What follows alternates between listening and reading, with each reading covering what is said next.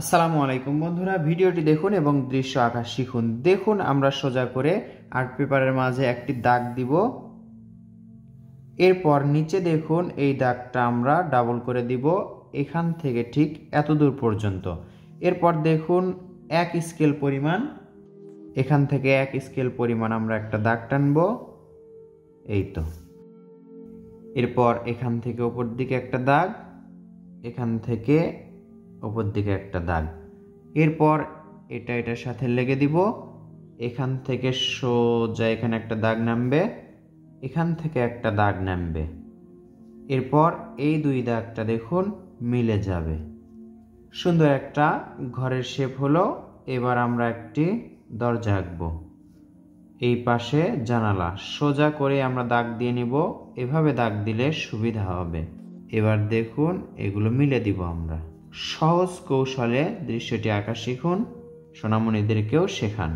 Scale দিয়ে দেখুন এই দরজার এখান থেকে এতদূর পর্যন্ত একটা দাগ দিব, এখান থেকে নিয়ে এতদূর পর্যন্ত আরেকটা দাগ দিব। এই তো এখান থেকে এভাবে করে কিছু ঘাস আঁকবো এবং এই পাশেও আমরা একই রকম করে কিছু ঘাস আঁকবো। এই রাস্তার পাশে একটা করে ফুল গাছ আঁকবো, এজন্য আমরা একটা বৃত্ত আঁকবো ছোট্ট, এই পাশে একটা বৃত্ত আঁকবো। এরপর এখানে আমরা ফুল আঁকবো, এই রকম করে ঘুরে ঘুরে ফুল আঁকা হলো। এবার দেখুন এখান থেকে এটা সোজা, এখান থেকে এটা সোজা, এখানে একটা পাতা, এখানে একটা পাতা, শেষ।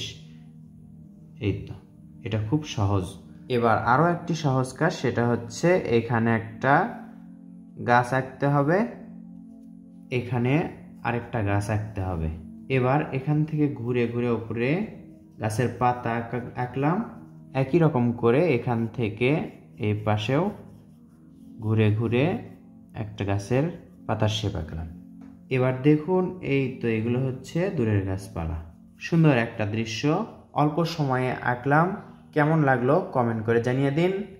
মাত্র 2 মিনিটে দৃশ্য আঁকা শেষ। খোদা হাফেজ।